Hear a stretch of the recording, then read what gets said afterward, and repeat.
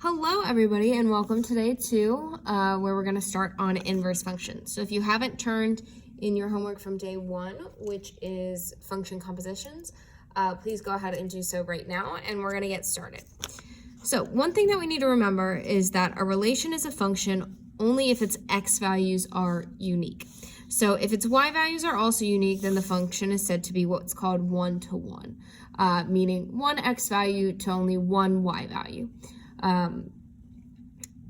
So we like one-to-one functions. They're nice and pretty. You can think of like your linears or your cubics or your cube roots. Those are all nice, pretty one-to-one functions because each x produces one distinct y.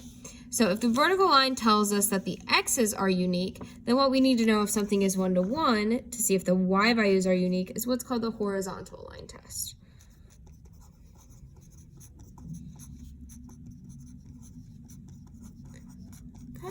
So the horizontal line test will tell us if the y's are unique. If a function is one-to-one, then the inverse of that function exists.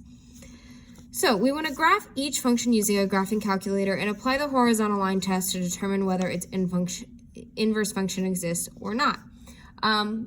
We can actually do a little bit better. We can do this without a calculator. So looking at this first one, we have an absolute value function with a vertical stretch by 2, that's out front, right? We can also rewrite what's inside the parentheses because we have, technically speaking, a negative x plus 3. And I can take out a negative out of that. So this would be kind of the rewritten function. And if we remember our transformations, this is a vertical stretch by 2, a reflection over the y-axis because it's on the inside, and then a shift to the right by 3. But that means we're still going to have a graph that looks something like this.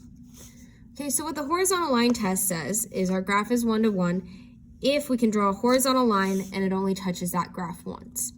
In this case, because this function is touching that horizontal line twice, that means that an inverse does not exist.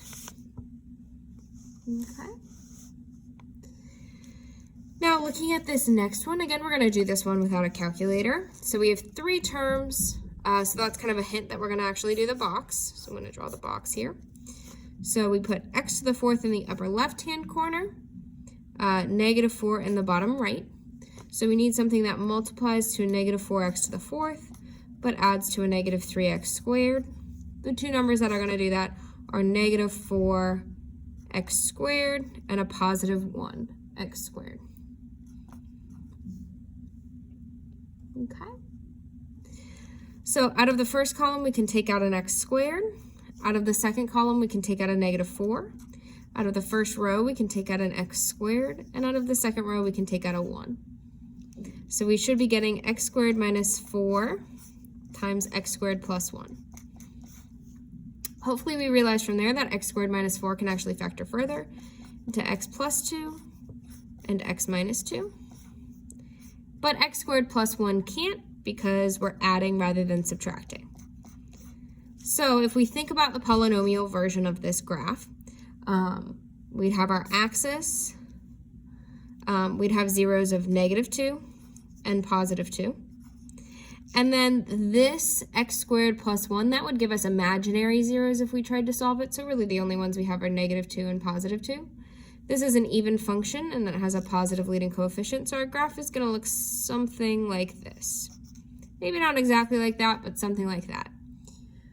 So yet again, if I draw a horizontal line somewhere on here, for example, right there, anywhere on the graph, it has to pass. It can't, like it would pass down here, right, because it's only touching once there. But if it fails anywhere on the graph, then it fails all over. So that horizontal line touches that graph twice, so this also does not have an inverse. Okay, so moving on to the next section. So to find the inverse of a function, you must first switch x and y, and then you solve the result for y, and then you replace y with f inverse. So if the result is not one-to-one, you'll need to restrict the domain. Okay, so we're just going to jump in and kind of talk about what we're doing there. So we're trying to figure out whether each of these functions has an inverse, and if it does, we want to state any restrictions on the domain. So looking at this first one, we have 2 square root of x minus 1.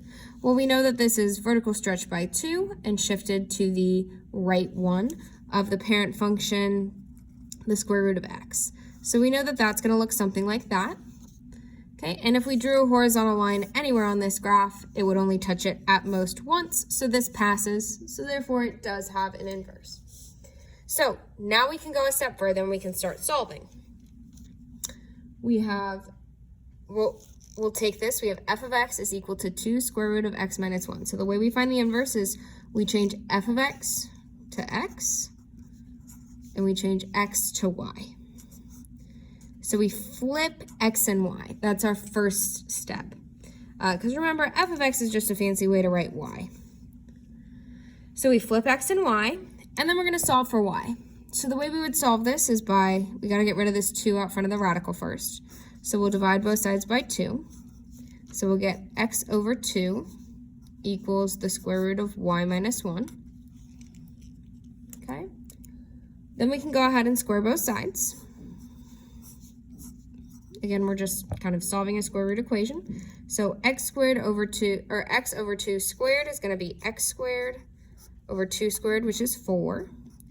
And on the right side, that square and that square root will cancel, leaving us with y minus 1. Okay, we would then add 1 to both sides. And so we'd get that y equals x squared over 4 plus 1. But we're not looking for y, we want to rewrite it as f inverse. So that's what that little f to the negative first, that's the inverse, means.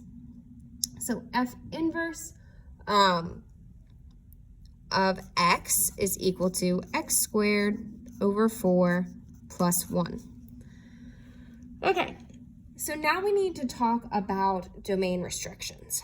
So in our original equation, this one over here, our domain, hopefully we remember, should have been from 1 to infinity, okay? Right, because I can't have a negative underneath that radical, so the lowest potential x value I could have is 1. Anything lower than that would give me a negative under the radical. And if I plugged in 1, the lowest y value I could potentially get, the lowest value for my range, would be 0 to infinity. Okay, we also know that from if we graphed it. Again, it's stretching, but it's only shifting to the right one, so that means our domain shifts right one, and our range does not. Now, this is the domain and range for the original function, so these two are associated with one another. For our new function, when we flip x and y, our domain and range also flip. So for our new function, our domain is the original problem's range. So from 0 to infinity. Okay, so again, when we flip x and y, we also flip domain and range. Okay, moving on to number 4. Okay, so we have x squared plus 4x. You can factor this if you want to. You don't really have to.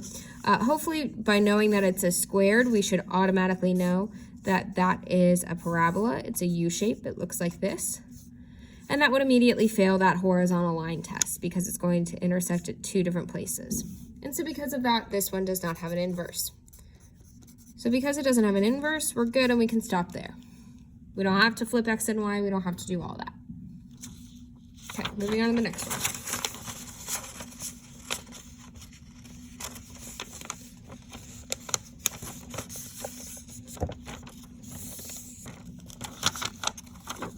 Sorry, paper's being a little funny. Okay. So hopefully from this one, we remember that this is, oh, I don't like the way this paper is folded, I'm sorry. Okay, hopefully from this one, we remember that this is a rational equation, meaning to some degree, it's gonna look, you know, kind of like this, right? It's a really rough looking graph, okay. But remember when we have fractions, we have two kind of, two parts to this. Come on. pencil is really gonna die on me right now. Great, okay.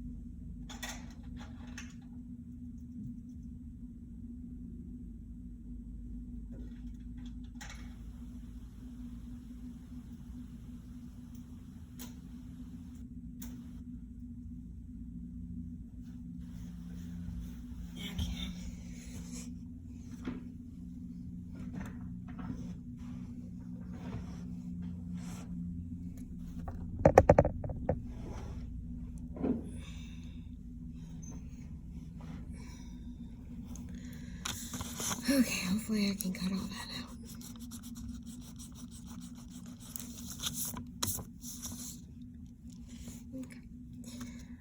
out. Okay, so starting with this next one, hopefully we remember that this is a rational function, meaning the graph has two different branches to it, and it looks something kind of like this. Okay, and this isn't a perfect graph. And while it may not look like this passes that horizontal line test, no y values are actually repeated here. It ends up passing that line test. So because of this, there is in fact an inverse. And hopefully we remember with these that we have both a horizontal and a vertical asymptote. So again, of the original function, I'm going to start out and find domain and range from that to begin with. So we should hopefully remember that our that our vertical asymptote comes from the fact that our denominator cannot be equal to 0. And so if 2x were equal to 0, we would get that in our domain, x cannot equal 0. Okay, so again, that's that horizontal, the vertical asymptote. Okay, that's the vertical asymptote, and so x cannot equal 0. We should also hopefully remember that we have to find the horizontal asymptote. And going back to that previous unit, we remember when we have the same power, when we have the same highest degree, the way we get our horizontal, or God, I keep switching them. No, I said that right. The way we get our horizontal asymptote is by dividing their coefficients. So our horizontal asymptote is going to be -1/2. Okay, but our domain is saying that it cannot be that because it is the horizontal asymptote. So if you don't remember those, you may need to go back and study that. Again, we set the denominator equal to 0 to figure out what x can't be, and then we have 3 different cases for what y can't be depending on the powers of our exponents. So our original domain and range is that x can't equal 0 and y cannot equal -1/2. We could also write this in interval notation, but I'm just going to leave it like this. I'll write my final answer in an interval notation. So now we can solve this. So we'll go ahead and we'll flip x and y. So we'll say x equals 3 minus y over 2y. Okay, so we'll multiply both sides by 2y because we want to get that out of the denominator. So that will give us 2yx equals 3 minus y. Okay, now I'm going to actually get y's all onto one side so that I can kind of try to get them alone. So I get 2yx, and I can't combine this y with that because it doesn't have the exact same variable. So I'll just say plus y equals 3. Okay, so while they don't have the same variable and I can't combine them, both of these do have a y in common, so I can actually take the GCF and I can factor that out.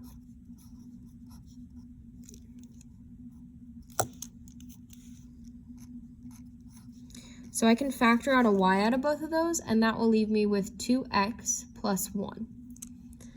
So now to get y alone, I'll divide both sides by that 2x plus 1.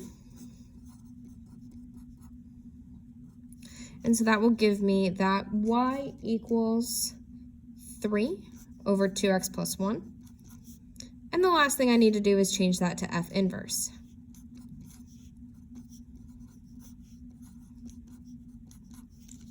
Okay, and so that should be our solution. So again, our inverse function has the inverse function's domain is the original function's range. So that means that now in this problem, x cannot equal -1/2. And we should also see that because if we set this denominator equal to 0, we would get out -1/2. And again, denominators can't be equal to 0. So the way we write our domain is -infinity to -1/2, union -1/2 to infinity. I know I didn't write the original domain and range in this form, and that was simply because I knew it wasn't going to be kind of our final answer. So final answers I would like in interval notation. God, that looks like a 3. I'm just going to rewrite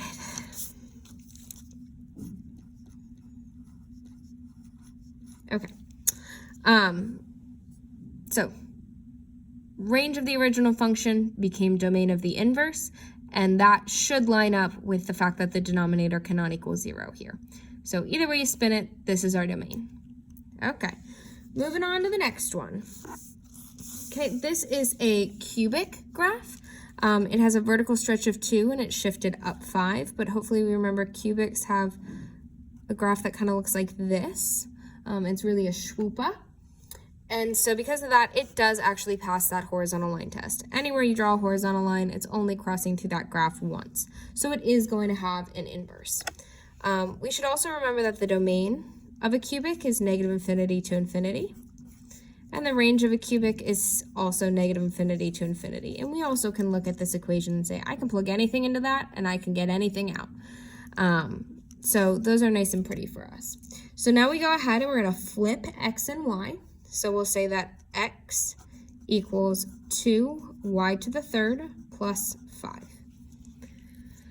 Okay, and we're going to solve this the same way we solved before, last unit. So we're going to get that y to the third alone first. So we'll subtract 5 from both sides. And we'll get x minus 5 equals 2y to the third. Before I can take the cube root, I'm going to have to divide both sides by 2. So I'll get x minus 5, x minus 5 over 2 is equal to y to the third.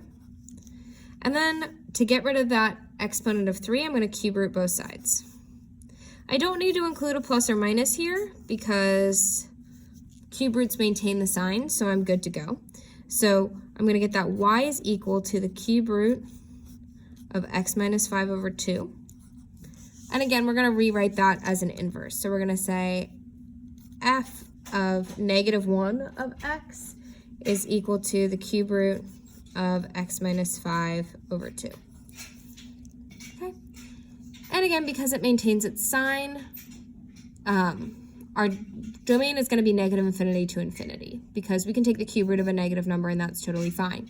If it was a square root, we'd have a little bit of a different story. And so again, our domain of our inverse function was the original range of our original function. So our domain for this is going to end up being -infinity to infinity as well.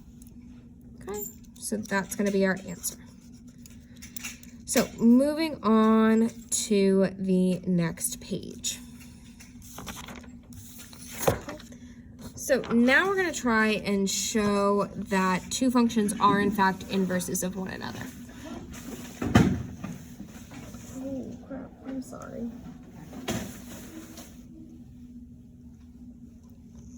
So now we're going to show that two functions are inverses of one another, and the way that we do that is by finding f of g of x and making sure that it's equal to x, and finding g of f of x and making sure that that's equal to x. So there's two things that we need to do in order to prove this. I know the word proof is a little scary, we're not going back to geometry, but we are kind of proving that these are in fact inverses of one another.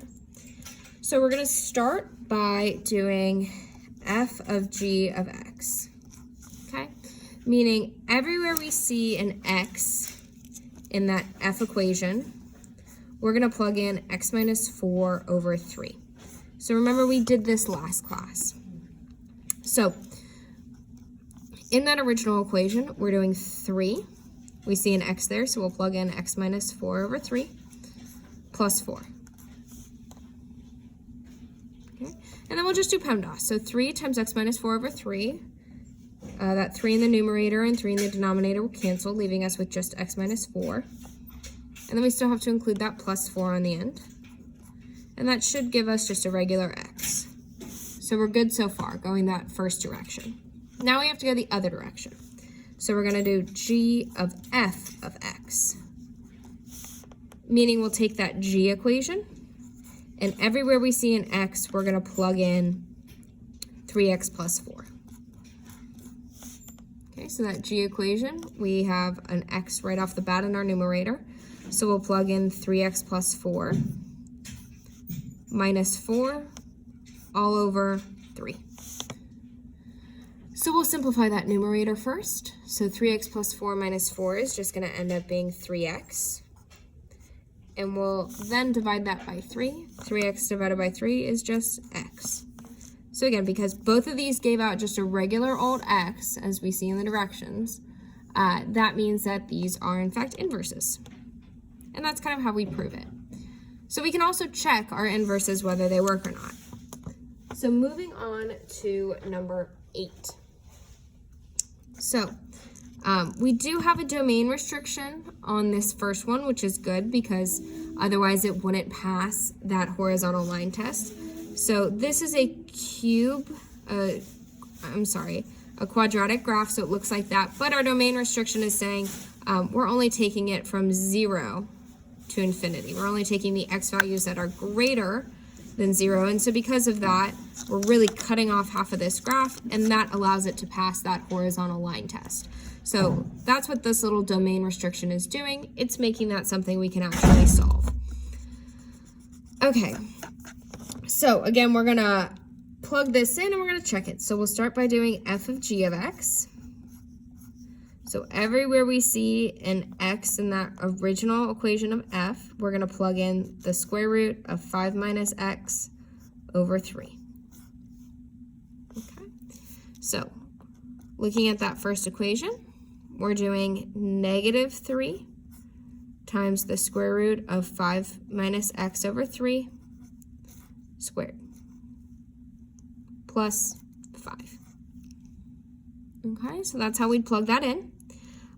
We know that when we go ahead and we square that, we should get negative 3 times the square and the square root will cancel, leaving us with 5 minus x over 3 plus 5.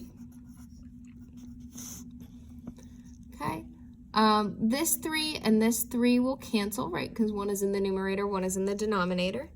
So that'll give us, we got to keep that negative out front, negative 5 minus x plus 5, because we haven't distributed that negative first, so you can't just drop that.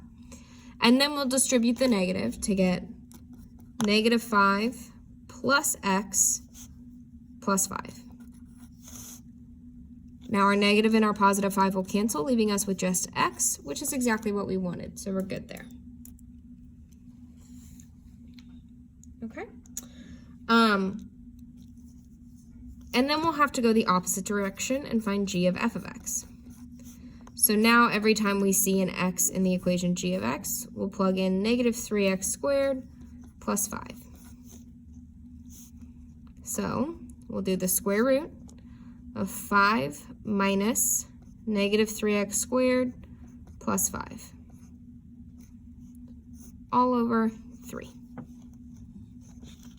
Okay. So we can distribute out that negative. Okay, so when we do that, we'll get the square root of 5 plus 3x squared minus 5 all over 3. Okay. Which will give us the square root of 3x squared over 3, right? Because that positive and that negative 5 will cancel. So 3 divided by 3 will just give us 1, which is the square root of just x squared. And that square root will cancel, leaving us with just like the absolute value of x. But again, we already know that that's true because x has to be greater than or equal to 0. So it doesn't really matter because we already know that x is going to be positive in all of these situations. Okay, so for both of those, we're getting out just a regular old x, which is exactly what we want to check our inverses. Now, again, if that restriction wasn't there, we should know right off the bat that this is not a possible function that would have an inverse. Okay, moving on to number 9. This one has some fractions in it, but it should be okay.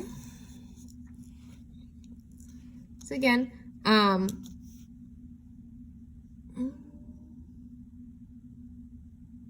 interesting.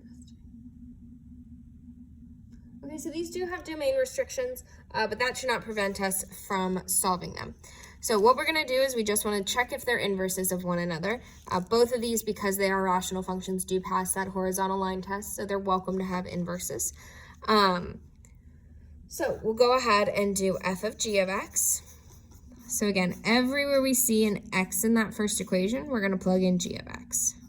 So we're going to plug in 10x plus 5 over x minus 1. And it is going to get a little bit messy. That's why you have the most room for this kind of problem. Okay, so we'll do 10x plus 5 over x minus 1 plus 5. That entire thing over 10x plus 5 over x minus 1 minus 10. Again, this is happening because everywhere I see an x in this first equation, I'm plugging in this second equation. Okay, so now I have some gross fractions that I'm probably going to want to get rid of. And the easiest way to do that is to multiply both the numerator and the denominator by x minus 1. Okay, because that's going to clear out this denominator and make this a little bit prettier. I'm allowed to do this because x minus 1 over x minus 1 is just 1. So I can get it a little bit more simplified. So when I do x minus 1 times this first piece, that denominator and that x minus 1 will cancel, leaving me with just 10x plus 5. Okay. However, because this second piece doesn't have a denominator, I need to go ahead and multiply that out. So 5 times x is 5x, and 5 times negative 1 is negative 5.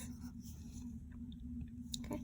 Similarly with that denominator, when I multiply x minus 1 times that first piece, that denominator and that x minus 1 will cancel, leaving me with just 10x plus 5. But when I multiply it by that second piece, that doesn't have a denominator, so I need to go ahead and distribute. So negative 10 times x is negative 10x, and negative 10 times negative 1 is going to be a positive 10. Okay. Then I'll simplify it a little further. So in my numerator, 10x plus 5x is 15x.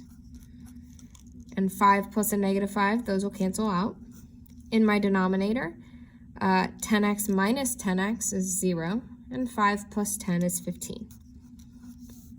15x divided by 15 is just x. So again, I'm good to go. Woo!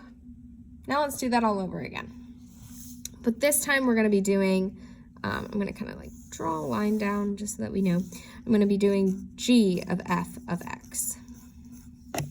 Okay, so in this case, everywhere I see an x in the g equation, I'm going to be plugging in x plus 5 over x minus 10. So I'll be doing 10 times x plus 5 over x minus 10 plus 5, all of that over x plus 5 over x minus 10 minus 1. Whew, that's a lot. So again, like in the last problem, I want to get rid of these tiny denominators right off the bat. So I can multiply both the numerator and the denominator by x minus 10, because again, that's the same as multiplying by just 1. So when I do that to the numerator, this x minus 10 and this x minus 10 will cancel. So that'll just leave me with 10 times x plus 5, and I'll worry about that in a little bit. I'm not worried about that right now. But with this 5, that doesn't have a denominator that's going to cancel, so we'll just distribute that out. So 5 times x is going to be 5x. 5 times negative 10 is negative 50. In that denominator, again, I'm going to kind of distribute this out. So when it goes to the first piece, that denominator and this x minus 10 will cancel, leaving me with just x plus 5. But again, when I distribute it to that negative 1, nothing is going to cancel, so I got to make sure I fully distribute it. So negative 1 times x is negative 1x, or just negative x. And negative 1 times negative 10 is going to be plus 10. Okay, so I do still need to distribute out this 10 in the numerator, so I'm going to do that super quick. So that would be 10x plus 50 plus 5x minus 50. All over, I'll keep the denominator the same for right now, and then we'll simplify it all together. So my numerator, 10x plus 5x is going to be 15x, and 50 plus a negative 50, those will cancel out. In my denominator, x minus x, those will cancel, and 5 plus 10 is 15. 15x divided by 15 is going to give us x. So we're good to go. So this one does work. Okay, I know it's a lot of work, but we do need to make sure we know how to multiply and simplify these fractions. Okay, moving on to the next section. It's saying use the graph of each function to graph its inverse. So the easiest way to graph an inverse, instead of like writing the equation of the line and then trying to solve it and graphing the inverse and doing all that crazy stuff, the nice thing about inverses is the same way when we were solving, we were able to flip x and y. When we're graphing, we can also flip x and y. So looking at this graph, one of our original points, I'm going to put OP for original points, is 0, negative 1. Okay? If that is an original point, then one of the points on the inverse graph, inverse points, would become negative 1, comma 0. It would flip. Okay? So similarly, another point we should see here is 3, 1. So the inverse point would flip and become 1, 3. And this pattern continues on. So we also have 6, 3 from the original graph. So the inverse point would be 3, 6. So once we get a few points, we can pretty simply flip those. So we'll plot these. So negative 1, 0 is right about here. 1, 3 is right here. And then 3, 6 is right here. We may want to get some points in the negative direction as well, because this graph does keep going. So one of our original points was, it looks like negative 3, negative 3. And funny enough, that would be kind of the same point over here, because flipping them. And then we also, on our original graph, have a negative, what is that? Sorry, negative 6, negative 5. So on our new graph, we're going to have negative 5, negative 6.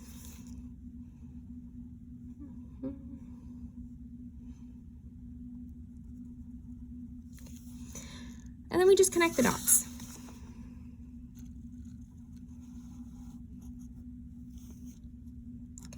And so what's actually happening here is, and maybe you can see it or not, we're actually reflecting over the line y equals x. So like if you look real close, the line y equals x would kind of go right through the center here. It would look like this. And so what's happening is we're reflecting this graph over that line. And again, that's why we're flipping the x and the y values. So for this next one, again, we're going to be reflecting over this line y equals x, which is just, a diagonal line kind of straight through this graph. And again, the way we do that is by flipping the x and the y values of the points. So we see that we have the point here, one of our original points is 0, 2. So we know that our inverse points is going to be 2, 0. I think this is the easiest way to look at it. So let's see, what's another good point that we have? We also have the point happening right here of 1, 0. So that would give us the point of 0, 1. And then here we can kind of see that we have the point -1, 4. So that would give us the new point of 4, -1. So I'm going to go ahead and plot all these because I don't really see any other good intersections here. So I'll plot 2, 0, which is right here. I'll plot 0, 1, which is right about here.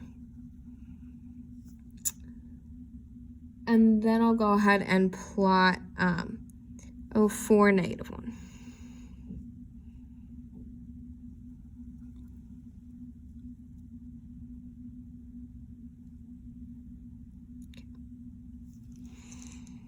I kind of wish I had another good point because these aren't the best. Okay, but basically we're going from a cubic graph to a cube root is what's happening here. So this is going to look kind of like this. Okay, and so that's how our solution should look. Because again, it's being reflected over this diagonal line. Okay. Moving on to the next set.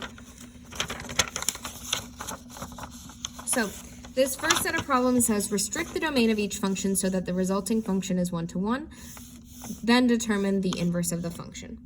So if our original equation is this, we're given this here, and we want to get something that is 1 to 1. That means we need to cut off basically half of this graph. So we're going to go ahead and do that. We'll say that we want, you can choose either the positive or the negative side. I'd rather have kind of positive value, so I'm going to pick this side over here. So that means I want to get rid of this graph, and the way that I do that is setting my domain to be from -2 to infinity.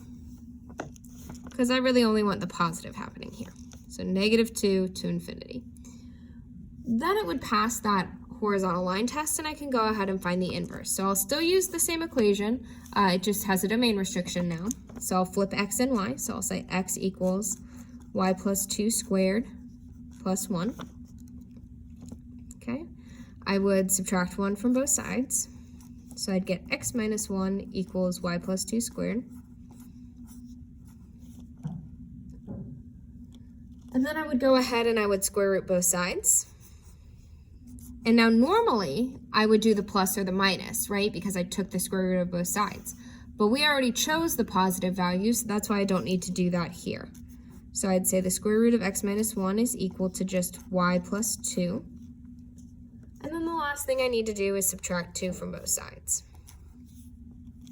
Okay, so I'm getting that the square root of x minus 1 minus 2 is equal to y. Oh, you can't see that. I'm sorry. That's a little better. And with that, we again want to rewrite this in that inverse notation. So the inverse of x, or well, the f inverse is equal to the square root of x minus 1 minus 2. Okay. And this would have a domain restriction on it. I didn't really ask you for that, but it would have a domain restriction again because if we're only taking that original equation with its range, with its domain restriction, it would have a range restriction being from 1 to infinity. And so that new inverse function would have a domain restriction of being 1 to infinity. And we also know that because we can't have a negative underneath the radical. So we would have to restrict the domain on that inverse as well. Okay, moving on to number 13. Again, this is the equation. I typically want something positive if physically possible. So I'm going to go ahead and, I'm going to go ahead and get rid of the negative side of that graph.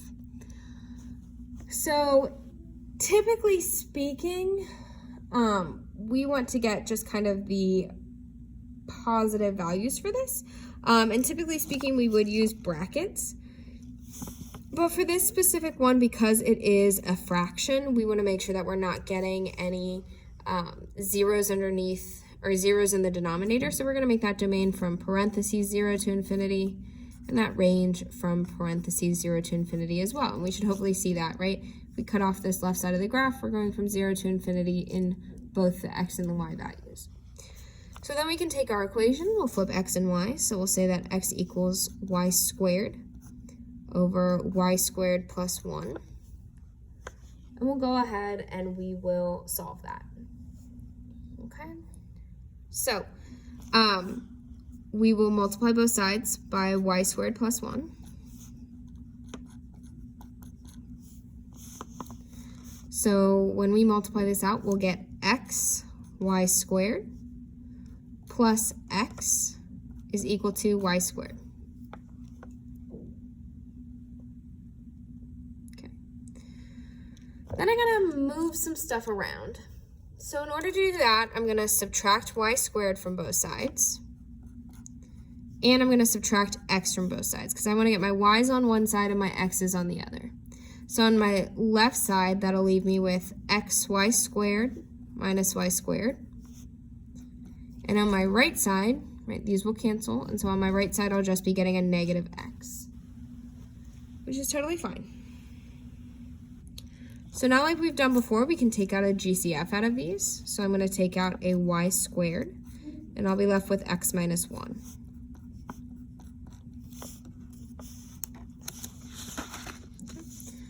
So then I'll go ahead and I'll divide both sides by x minus 1 to get rid of that on the right side. I'm sorry, on the left side. So I'll get y squared equals negative x over negative x minus 1. Okay. And then I will take the square root. Oh, I'm sorry, this isn't negative, this is positive.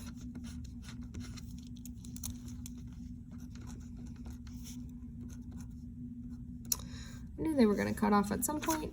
Oh well, I'll leave them.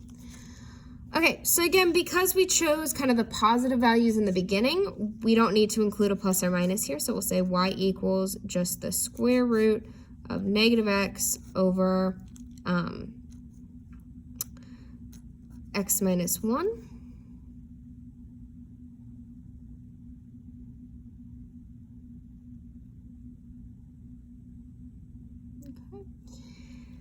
And then so with that, we want to convert that to the inverse notation. So we're going to say f of negative 1 of x is equal to the square root of negative x over x minus 1. Okay, and that should have a domain restriction on it as well.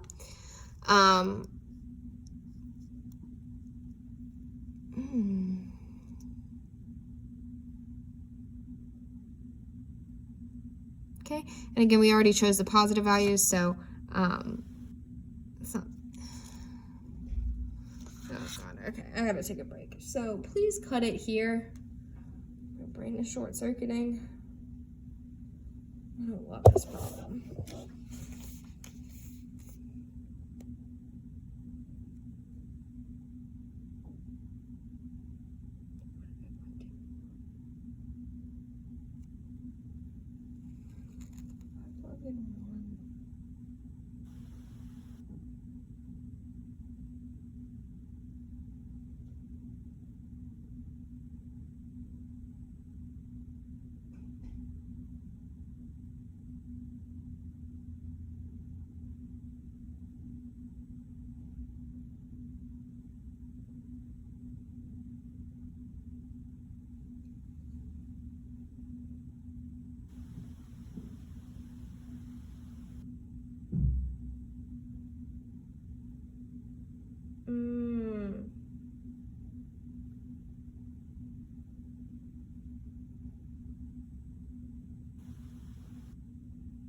That's why.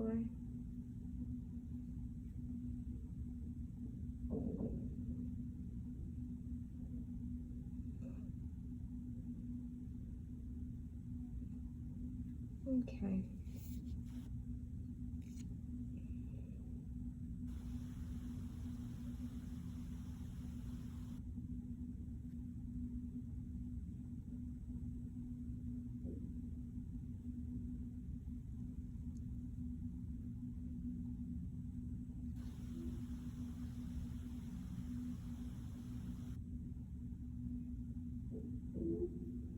This is wrong. That's wrong.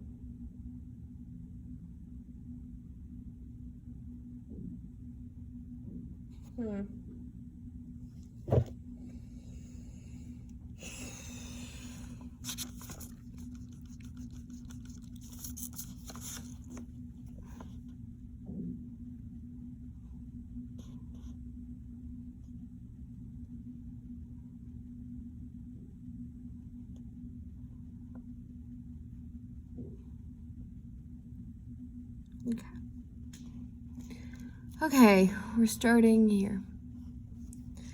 Okay, so I actually made a mistake earlier because I want us to go back to this graph. So looking at this graph, we should see that the domain is in fact, once we changed it, from 0 to infinity. However, if we look at the range, we're actually approaching a horizontal asymptote. My y values stop increasing at a certain point, and the reason for that is because the equation is x squared over x squared plus 1. So technically speaking, this has a horizontal asymptote at y equals 1. Okay?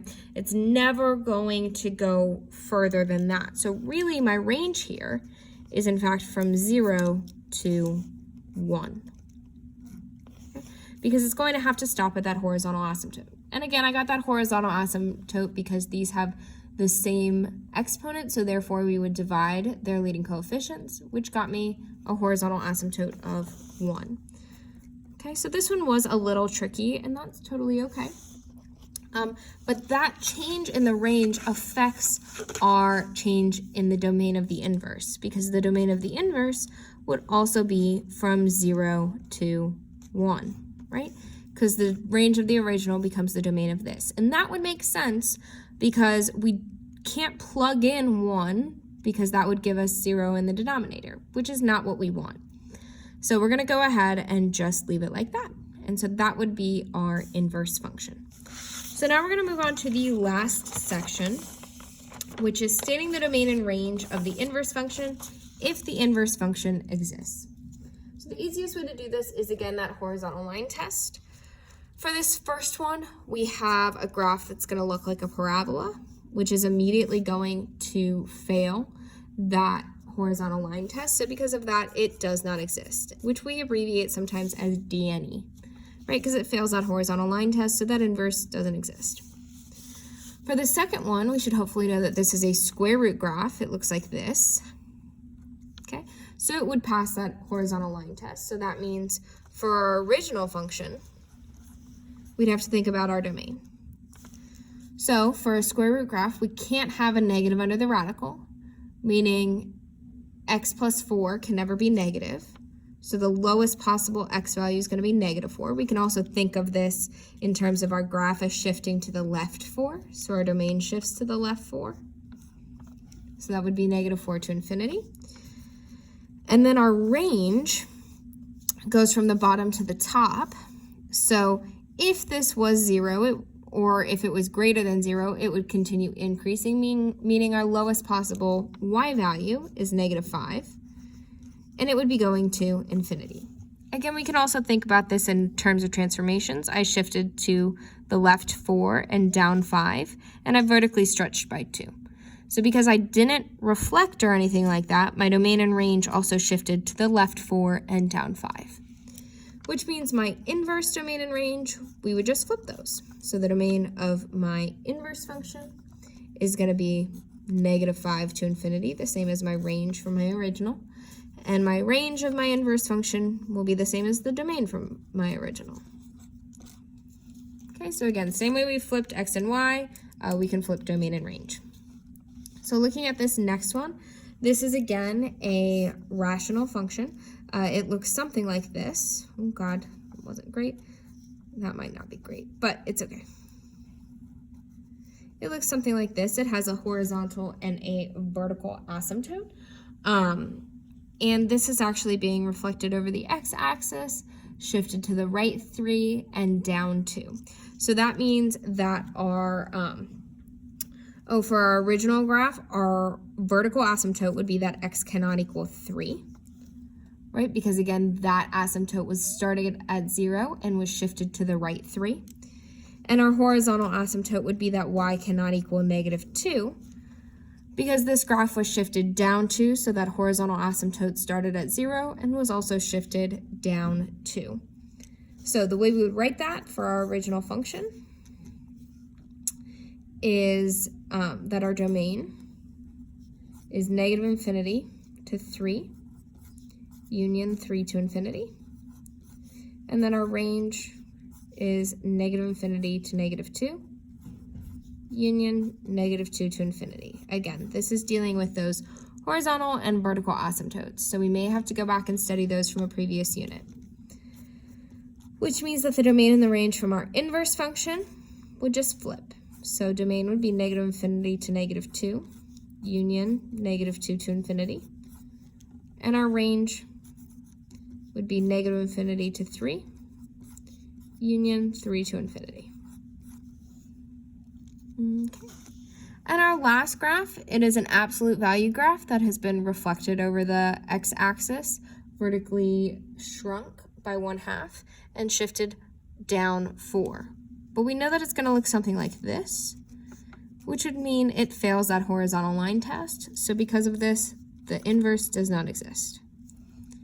Okay, from here you should be able to complete your homework. If you have any questions, please shoot me an email.